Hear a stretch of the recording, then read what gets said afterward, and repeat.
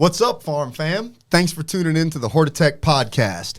Today, I am accompanied by Jared Lozier, Head of Business Development, and Philippe Levy, our IT guy, man behind the scenes that makes everything look beautiful for you guys online. And that's Mr. Marcus Burdick. What's up, guys? Captain of Sales. Yeah, well, thank you for tuning in today. I, for one, am excited to be back in Central Oregon. I've been on the road, meeting all the new farmers out there in the new emerging markets. Where were you? I was at the Cowboy Cup, man. Ooh, Oklahoma. Yeah, Oklahoma's doing some Cool. big things. It's exciting to see our industry spread like wildfire, literally. Yeah, it was a good trip, man. Met a lot of new people, a lot of hybrid facilities that was really interesting. Got to tour some indoor grows. A lot of guys getting into the greenhouse space out there, which obviously for us is really exciting to hear. Yeah, it's not easy greenhouse growing in Oklahoma. It isn't. It got a bit breezy at times.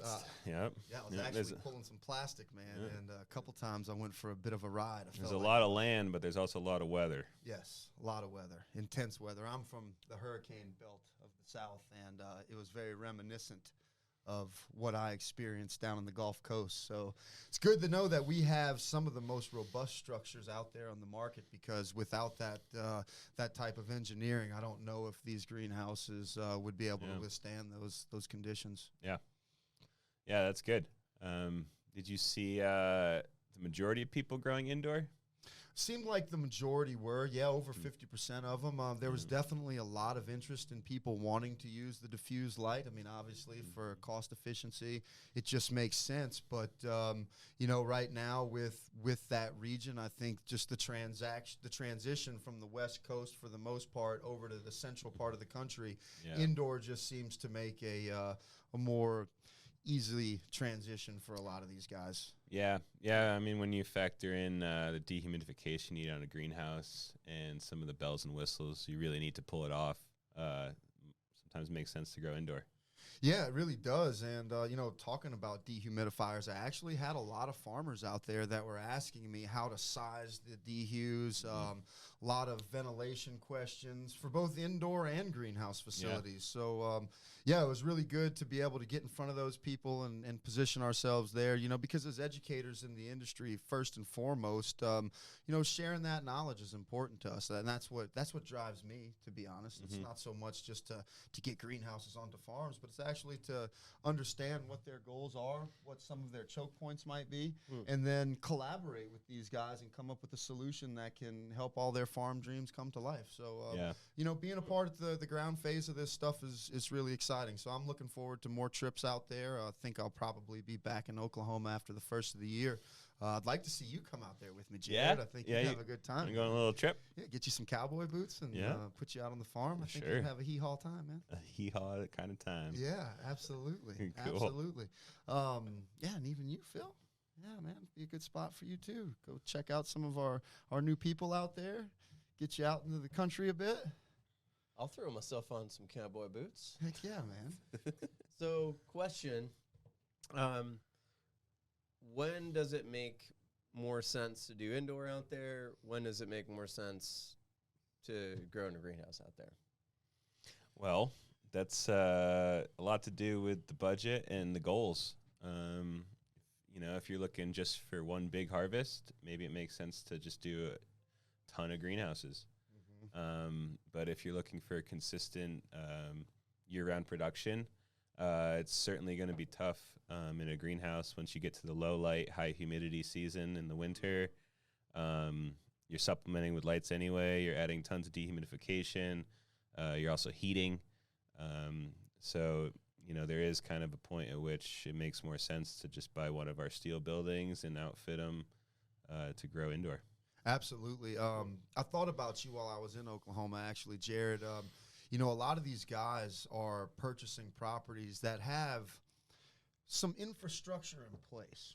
And one thought that kept coming to mind, does it make sense, in your opinion, to try to manipulate existing infrastructure that's there just for, first year of operations? Or in your cultivating experience, would you advise people to just start from ground zero and build up? Because oftentimes, just in the construction world, there's some misconception that, well, let me just remodel and work with what I have. Sure. And then it seems to be hundreds of thousands of dollars later, people still quite don't have that ideal setup, and they're going to have to continue to manipulate it in years to come. So do you think it's more cost efficient to start from scratch, or would you advise people to start with existing infrastructure? I would advise people to reach out and just explain what their site has to offer, and let us take a second look, because it really just depends on what they have, and if they already have a lot of infrastructure for power, if they have a lot of power going to a building, if the building's in good shape, if it doesn't need to go through a new construction permitting phase, it's already an existing building, then you can skip a lot of steps in time. But if there's kind of some weird circumstances where there's big building but no power to it, and you got to bring power, and there's no power even on site, and you got to bring in a line, you might want to go the greenhouse route versus indoor. But it does really help to reach out and get a second opinion. Before just committing to something and then realizing halfway through that process that you should have just started fresh or not even bought that property in the first place. Just off the top of your head, is there a list of preliminary questions that some of these farmers that are migrating to these new states that are now cannabis friendly? Just for these guys, I mean, I've seen a lot of people that are transitioning, hay farmers and chicken farmers, row crop guys that are just emerging into this new space that are absolutely clueless on what to even ask. So just to get them going, to get that momentum going, what would you start with? What would you think would be some of the right things to ask us as a consulting company and a design team that they can send our way and we can get their project moving forward? Yeah, I'd look at access to the property. I'd look at where, if you're going to be growing, say, a lot of greenhouses, you're going to need good access of semi trucks for soil deliveries, for parts deliveries, just overall, driving around. So I'd look at what your access looks like. I'd look at how much of the property you really want to convert from existing farmland that's been worked and tilled and is manageable to grow, row crops in. You might have a section of the property that's flat and not, good soil, but good for greenhouses with container growing. And I would just look at, sun exposure, what it looks like throughout all seasons. I would check weather graphs to see kind of the angle of the sun through the seasons, and really see what the worst case scenario looks like, and if you're going to grow through that, what you might need to fight that battle. I think those are some pretty good starting points. And then talking to the neighbors, see who else is doing it in the area, what they've ran into. Out here we have lava rock everywhere, so it's not easy to just drill footings for greenhouses in every place. Very true. You might see a place that's got 20 acres, it's flat, but you're going to spend a lot of money in rock drilling to get those footings in the ground. That's a good point. One question that kept coming up at the Cowboy Cup was, with a lot of traditional farming still happening around the perimeters of these new cannabis farms, that they're concerned about off-target drift. Sure. To your knowledge, do you know if there's any type of insurance protection or anything to ensure these guys that are entering into the hemp and cannabis space, that if let's say a soybean farmer who can legally put out Roundup is doing their initial burn down to get their field prepped for planting, and there's some off-target drift onto a cannabis crop, one thing that I think a lot of these insurance consultants aren't used of is that on such small spaces, the actual return on the investment is so high. Whereas, you destroy 100 acres of beans and you're averaging, let's say, 10 bushels per acre at $8 a bushel versus hundreds and hundreds of thousands of dollars per acre in the cannabis space. I think there's a bit of a disconnect between insuring this new emerging crop and traditional ag crops that most people in the ag space are used to. Yeah, I mean, it's tough from that perspective, but also from the fact that, it's really easy to mess up a crop for a new grower.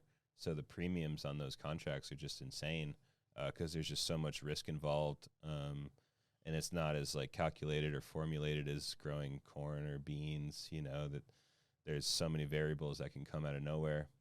And even, when in Oregon, when you have farms next to vineyards and, powdery mildew comes in to the vineyard and then they're harvesting, it all comes airborne and, lands on the farm too. So yeah, that's another reason to consider maybe it makes sense to grow indoor. And have good filtration, have that sort of layer of protection, and you can kind of factor that into your overall, cost-benefit analysis on if it makes sense to grow greenhouse, because there will be drift, and when it happens, it's going to suck. Right. Yeah. So the greenhouse essentially gives you more mechanical control of your environment, moving you away from that traditional means of chemical control. Sure. Which is one thing that, whether you're growing cannabis or you're homesteading and you're planting vegetables for your small community or family, being able to take that mechanical control into the farmer's hands to me is just super fascinating. I have an extensive big ag background, and greenhouses to me just allow people more access to be able to provide themselves an organic product at the end of the grow, whether it be vegetables or medicine, whatever it may be. And I think that's rad. The greenhouse is one of the few things that allow us to do that without manipulating the environment with these toxic chemicals that we're all learning more and more about. So that's one of my favorite things about greenhouse growing in a whole, is that fact that we can get organics without using any type of chemical, really. Yeah, it provides, I'd say 70% layer of protection. There's still, you still have to draw in fresh air. You're not quite as sealed as an indoor operation. So if your farm is surrounded by acres and acres and acres of crops that are going to be sprayed, figure out when they're going to be spraying and have a good relationship with your neighbor, so you can make sure that you really batten down the hatches and seal it up so that you don't fail any testing. That's a great point. I was going to ask you that next. If you were going to do a startup farm in one of these new states, you would definitely recommend going and speaking to your neighbors and getting to know the surrounding properties and let them know what you're doing. Be transparent and try to work together.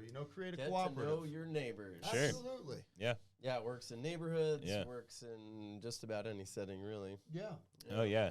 We had a guy that was kind of the groundsman at this farm over in Tumalo, and he had lived in that little valley for like 20 years, and his knowledge was invaluable. He knew when the fog was going to sink, when this was going to happen or that, or how to treat the aquifer well water that came out when it gets hot, like during the summer. It makes this like iron bacteria. So just that knowledge is learned the hard way sometimes, and it doesn't always have to be. Generations of trial and error for sure. So he was this is something I was often curious about when these guys, especially a lot of the previous generations, let's say, that aren't accustomed to seeing facilities come up and really so fast and at such a large scale. Was there any uneasiness initially about this farmer that's been tilling this soil since, let's say, the 1950s, and now here these young guys come in and they're putting up these new techie greenhouses? Was there any resistance initially? I think a lot of the farmers respect the hustle, and they know that work is work. Whether you have a tractor to do the work or you've got just your bare hands. I think they respect it, and they see that they know the troubles that are going to come. Right. They're like, oh, here we go. I can't wait to watch you do your thing. I'll be doing mine, and I'll ups and downs. Yeah. Okay. It's never easy. Yeah. Oh, I can imagine. And at the end of the day, we're all farmers. I mean, everybody really has the same end goal, is to take this virgin piece of soil and generate revenue off of it. So whether it be potatoes or wheat, I mean, we're all really just trying to be stewards of the land and work together and try to be in close quarters with one another while still allowing everyone to thrive in that small space. So Yeah, I think talking to your neighbors is a great idea, and I'm glad you agree with that because I don't see any way around it unless you're transparent and just, really, rather Yeah. ask for permission than beg for forgiveness. Yeah, it truly is a lot easier to work with them than against them. Yeah. Very cool. What did you bring up here for us, Philippe? Oh, I'm not sure we're going to be able to pull this up easily on screen, but we had our kind of our value badge is what we call it. Boost yields, lower costs, raise quality, and save time. Appropriate, really, for any farmer. Yeah. Trying to work in all of those directions. It's listening to all this. It makes me feel like success is really connected at a granular level. That there's big things, but there's lots of little things, and being able to do well, to have awareness, and be able to make plans for the little things at the end of the season, or essentially closing in on having a successful crop. All of those little decisions are increasingly important. They all add up. Absolutely. Yeah. Yeah. That's a good point. Yeah. So something that came up when you brought up some of the differences between traditional farming, cannabis farming, and something I just heard you guys talk about is adoption of new techniques, methods, products, etc. I feel like in the cannabis space, it's been the Wild West for pretty much forever, where it's kind of hard to say what's going to happen next. Tons of innovation, lots of new products out, some that work well, some that don't, some that need refinement, some that just hit it out the park right away, like the Cannabrush, which we should talk about at some point. Mm-hmm. And so the question is, in what I've heard you say before is that in traditional farming, it's been going on for so long that some of it, at least, is quite refined, and it's not to say that there's necessarily a best technique, but there's a school of thought that a lot of farmers appreciate, and you're not seeing necessarily a lot of innovation or a lot of change. Mm-hmm. And so on the one side, it's like, why change something that's working? And that's a positive thing. There's already enough going on and enough unknowns to deal with, so that having some consistency and solidity to a plan is a good thing. But then sometimes it's like, okay, well, with some sort of experimentation, there could be growth and discovery of cool new techniques or whatever. Would you say that that's changing in the ag space, that it's becoming more innovative? And then would you say that in cannabis, it's becoming a little bit more kind of consistent and a little bit less sort of all over the place, where things are changing constantly? And yeah. I think, I can't really speak too much to the modern agriculture space because I'm not really in that every day. Okay. But what I am seeing is, especially with the recent market price drop for cannabis and the oversaturation, that a couple of things are happening. One, commercial producers are going more towards agricultural techniques. They're purchasing starts from nurseries rather than dedicate infrastructure to that propagation space. That allows them just to turn more of their infrastructure into flowering dollars and not vegetative spend.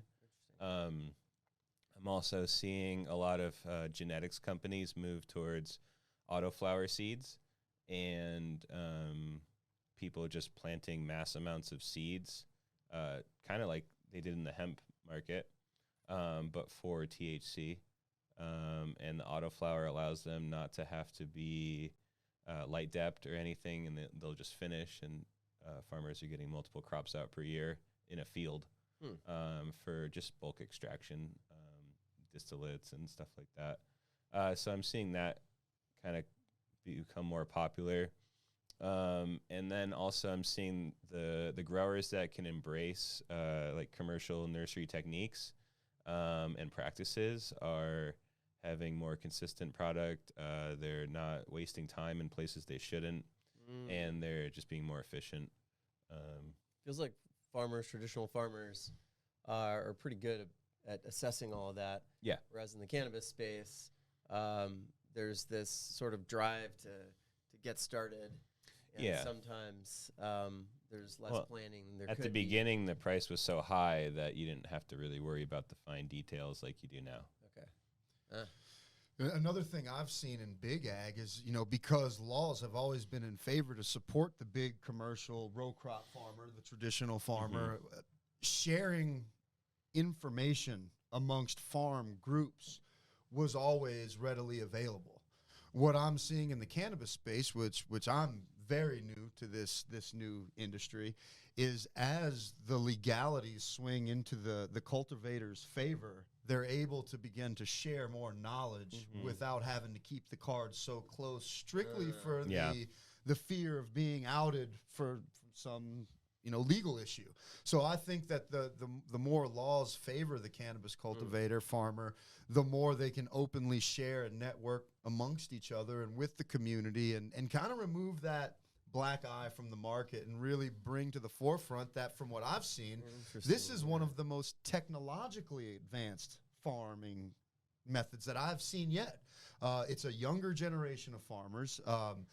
The industry and the product is changing so fast from both the recreational and the medicinal side, and what these plants can achieve from a healing level or a recreational level, that people are able to really manipulate things and share those manipulations, so we can blend this knowledge and share success across the board. So I'm excited to see that farmers in this world are able to speak more freely about where their victories come from, where their failures lie, and set people up for success.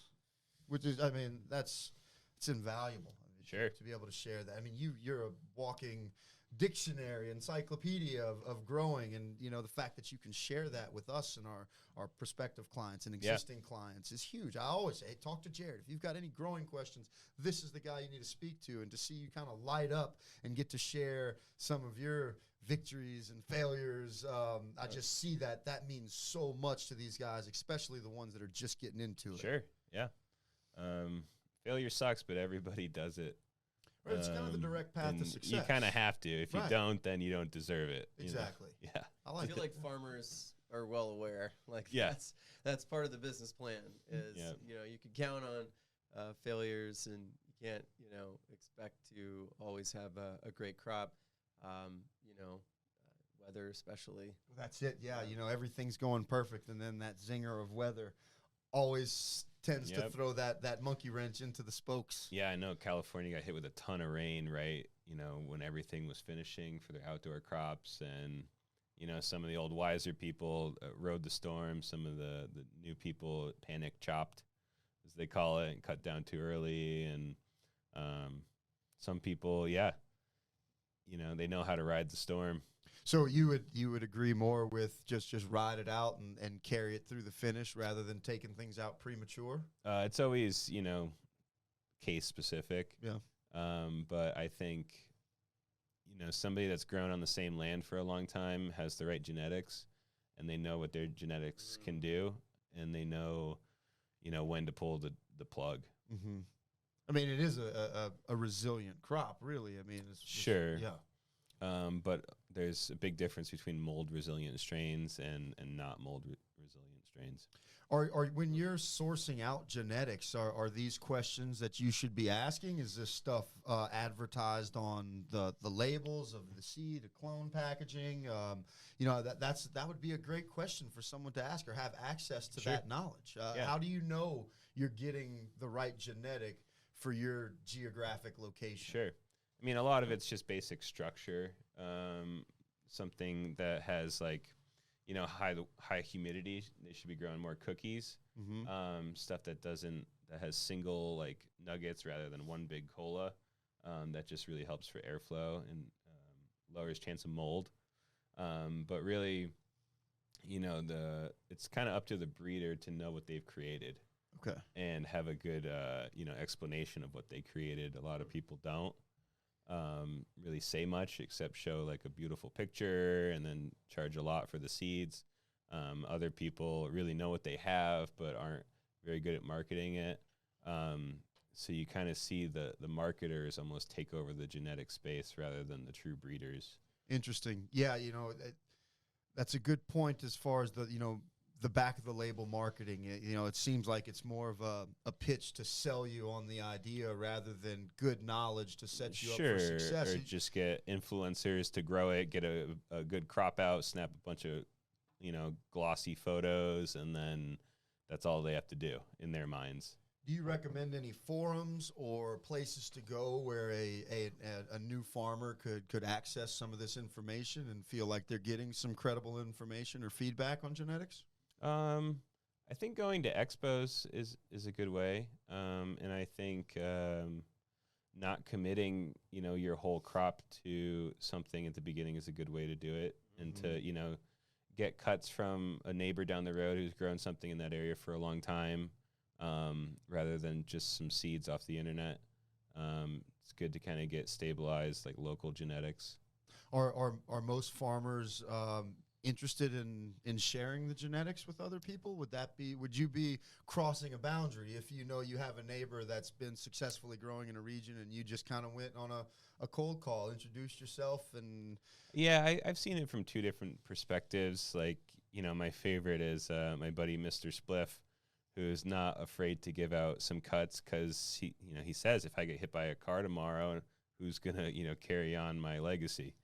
And there's been times when he's given me stuff and then lost it on his end, and I still have it, and I give it back, and and that comes with a layer of trust. So as long as you're not somebody that's taking somebody else's stuff and abusing that charity, and then there's other farmers that they work out deals. They're like, it's X amount of dollars just for me to give you one strain, and then it's X amount per cut of that strain.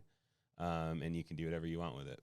Or there's, breeders that say, if you find a good variety from the seed pack, you should breed with it and do what you want with it. Everybody's a little bit different. But I find value in the people that share what they have to the people that they want to see rise up.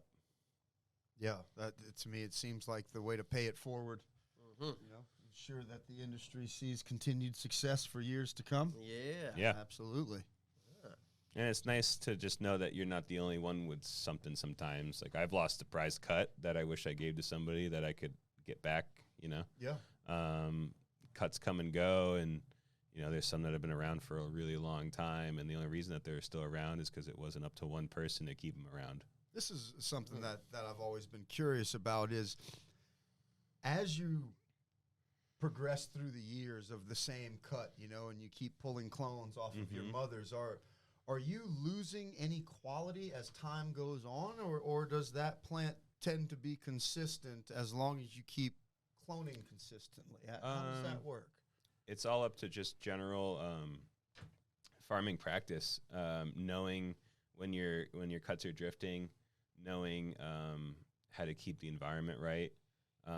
Personally, I have a little bit of indoor, but every year I take the cuts outside and let them kind of refresh under the sun. And I think the sun brings back a lot of just the natural, rejuvenation. So, run outside, or just putting them out for a couple months, letting them really like harden off and get that vigor back, and then bring them inside, helps reset quite a bit. Very neat. That makes a lot of sense. Because they can drift. Getting them outside and feeling their natural environments. Turns out nature has a lot to offer. Yeah, doesn't she? Yeah. Very neat. Okay, so something we talked about getting into, emerging markets. Yeah. So we talked about Oklahoma a little bit. Yeah, and I was surprised to see that the East Coast had a lot of people showing up. I expect when I go to these expos and different cups, I'm thinking Washington, Oregon, California, now Oklahoma, but actually Virginia is one of these states that keep popping up. Yeah, on the they're map. coming up. Yeah. Yep. Seen some people from Mississippi. Mm-hmm. Which in some of these more traditional conservative areas, it really gives me some hope to see that this country as a whole is thinking in the right direction. Because, I've seen, how these markets, these new markets in places that haven't had access to cannabis, how much it benefits, that trickle-down effect in these localized economies. I'm seeing restaurants fill up with new patrons and more fuels being sold, equipment sales. So that's one thing that really excites me about markets that are opening up for cannabis. As we see other big industries maybe face some challenges like the oil and gas industry, the forestry industry, this gives an opportunity for more people to stay employed, to be their own entrepreneur. And it helps the trades out a lot on the construction. Absolutely. Electricians and plumbers and excavators. Yeah. It's big money. Property sales, Sure. It's driving property values up. So, Yep. I mean, there's a lot of people that have generational land that I'm seeing put their kids through college on property that was once $2,000 an acre. They're able to get $10,000 an acre because now there's this thing that you can put on this property that'll actually generate some real life-changing revenue. So to see people have access to these types of opportunities is it's really exciting for me. Yeah, I think Virginia is going to be it's going to be tough from a pest perspective. Yeah. I think there's a lot of bug control that needs to happen, and that's from what I've heard, that's kind of some of the tougher things that people are worried about. I have a pest control background, and pyrethroids was something that we would use across the board no matter what the pest was. In a controlled environment like an indoor facility or a greenhouse, can you perimeter treat with any type of synthetic product to give you some type of a buffer between your grow structure and the external environments, or do you recommend anything, it's like a mint oil or a concentrated garlic juice, some type of a pest preventative that may keep those pests at bay before they can even enter your facility? It's really tough because, one person can have an egg on their shoe, and then it hatches, hides in a corner, eating some leaf debris, and then lays more eggs, and before you know it, you have an infestation. And once you have that, it's really tough. So I've always been a big proponent of Dr. Zymes. It's like enzyme that's you can spray. It doesn't leave any trace. It evaporates, and then it's gone. But it eats eggs, and it eats really small bugs. Also kills mildew spores. So just active prevention, and those sprays, doing those goes a long way.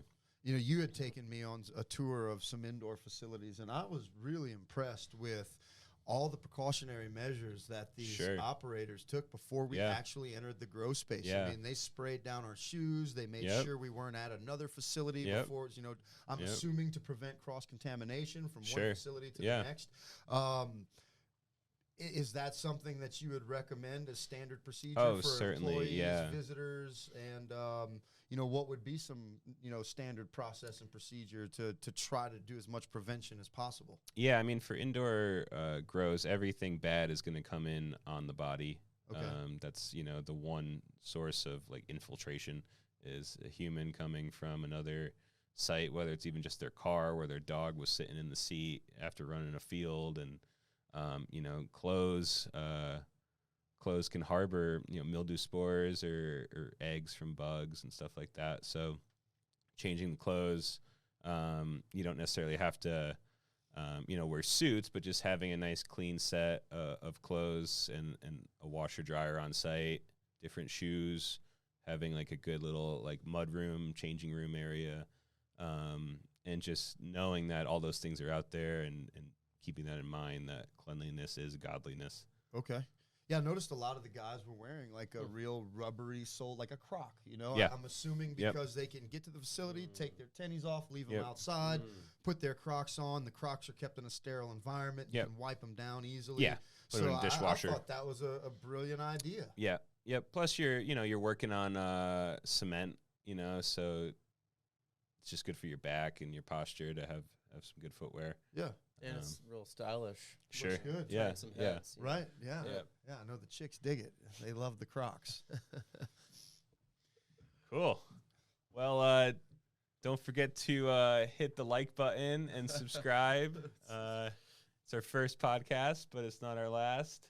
Yeah, absolutely. If you like what you hear and you know what to do, click that thumbs up, hit that subscribe button, because we've got a lot more of this fun stuff to come. We're just scratching the surface. Yeah. And me being somewhat of a novice in the grow world, I've just got a whole list of questions for you, Jared. I bet you do. Yeah. I bet you do. It's always a treat for you to share this knowledge, not only with me and for my own growth, but for other people out there that want to learn more about this industry. Well, just wait till we get Dave Ross on the on the show. You guys are in for a treat. Yeah. Absolutely. Yeah. Dave Ross. Yeah. Yeah, and Philippe, I've got to tip my hat to you. Speaking about the technological side and watching what you do behind the scenes to get the word out there and to take our branding and our imagery and put it into such like a cutting edge way.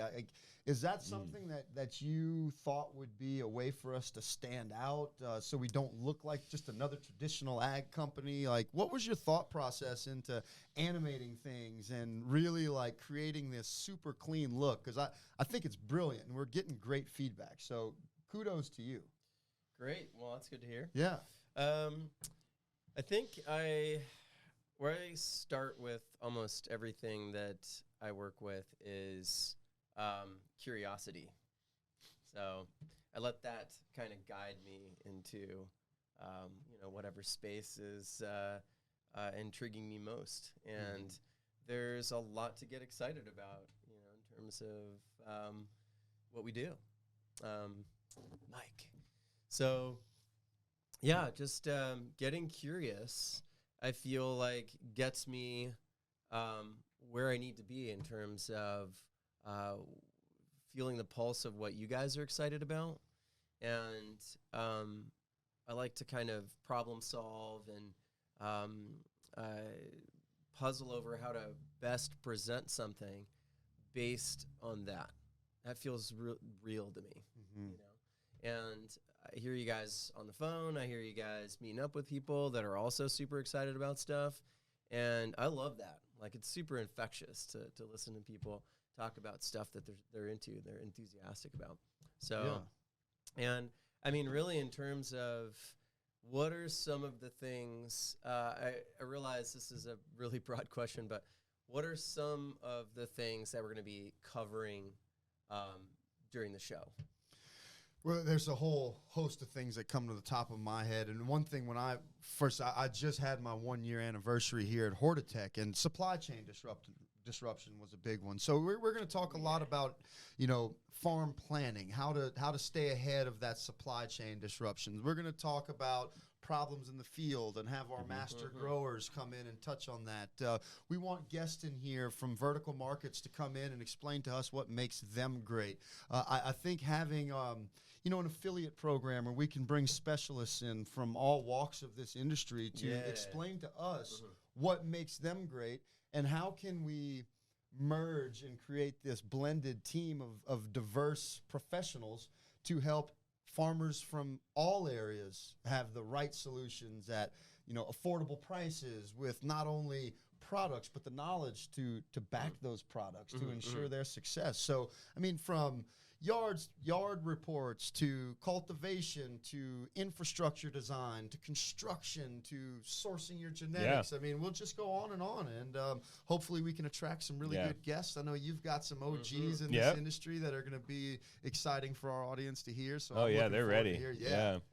We'll also get into things that you can do to retrofit existing structures, save money. A lot of DIY stuff, a lot of construction tips. I love Dave. I know Dave loves talking about all that stuff.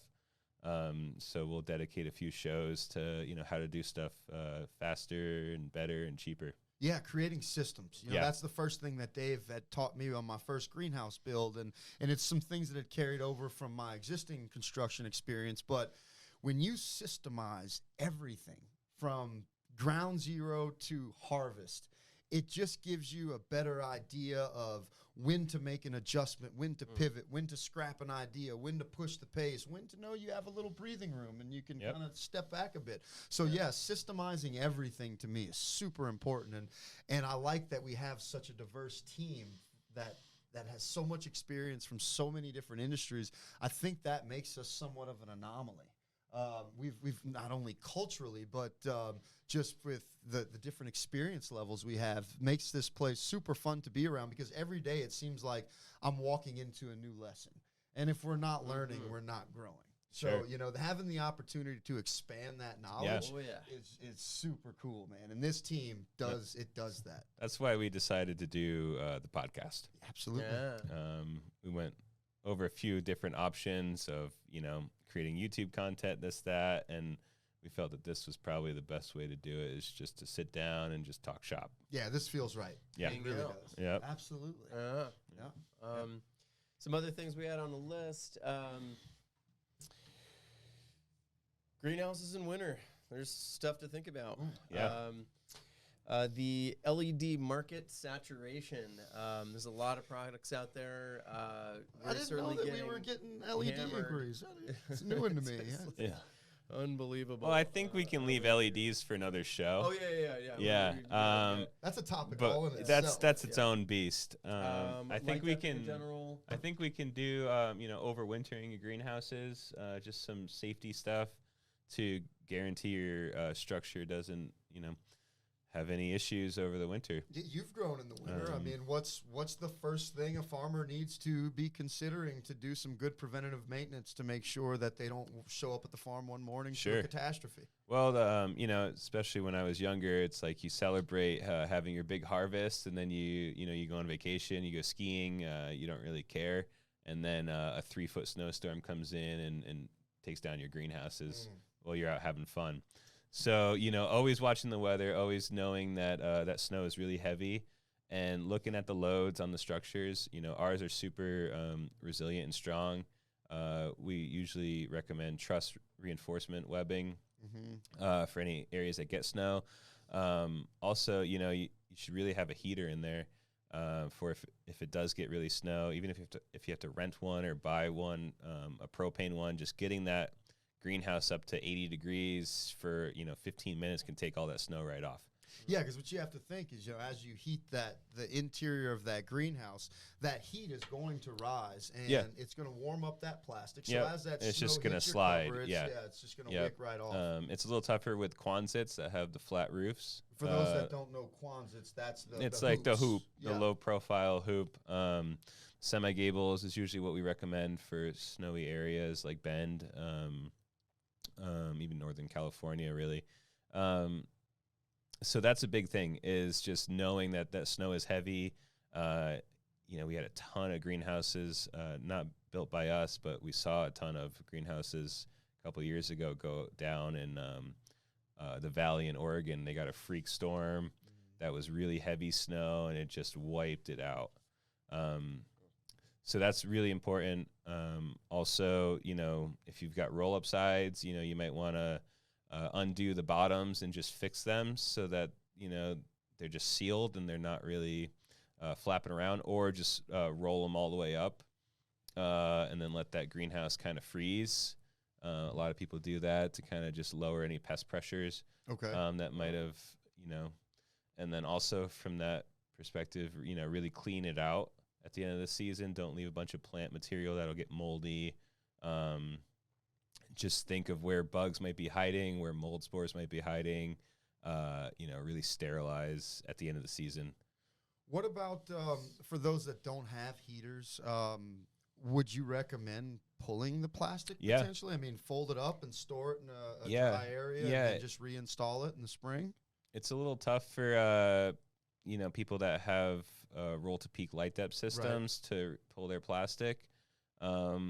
in some areas, we're doing roll to peak blackout and then also roll to peak clear. So at the end of the season, you just roll it all up, park all the plastic at the top, and the snow just falls right in the greenhouse. Nice. So that's a pretty effective solution. Okay. Yeah. And growing through the winter is a whole different animal. Really want to check your light levels, make sure you have the right supplemental lighting, make sure you have the right heating, make sure that your plants are off the ground or your ground is heated. Once they start slowing down their drinking and water and nutrient uptake, you're not going to produce anything, and you're probably going to spend more money in propane than you're going to get out of the harvest. Interesting. And I know, Philippe, you're putting a lot of this information on our guides and how-tos on the HortitechDirect.com website. Yeah. So, I mean, this is a good way to go back and kind of check our facts and just relive some of these talking points that we talk about, because you do a great job of keeping that thing as like a living organism where it's constantly growing and the information's changing. Yeah. The knowledge base is, it responds to search. So we have people landing on the website that are looking for answers to particular questions or get some coverage on a particular topic. And we have been, putting time and energy into maintaining that. We might not do it this time, but in the future, we will list specific articles that are connected to what we've been talking about during the podcast. Great. Sure. Another thing that just popped into my head we can do to kind of make things a little easier, like the Barstool people do this. They will list all of the topics that they're going to get into at the beginning. Yeah. And they'll pop that up in basically a sidebar so that you can just in a moment you can figure out, all right, cool. I'm specifically interested in this or whatever.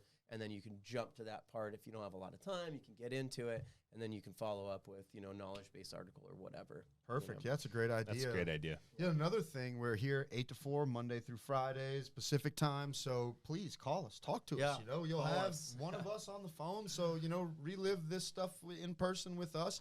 And I typically give out my cell phone to farmers that call and want to have fast access to any tips, tricks. So I'm really easy to reach. Yeah, we do fashion, fitness, lifestyle, whatever it is. We're here to help you. Cool. Some, let's see, closing comments. Suggestions from the audience. If there's anything that people want to talk to, you drop in the comment box and just tell us, what do you want us to talk about? We're here to serve you, educate you. So if there's anything in particular, we'll look at our comments. Whoever's kind of in the lead of what the topic is, we can do topics of the week or whatever it is from our Absolutely. farm fam. And it's a brand new, this is all brand new.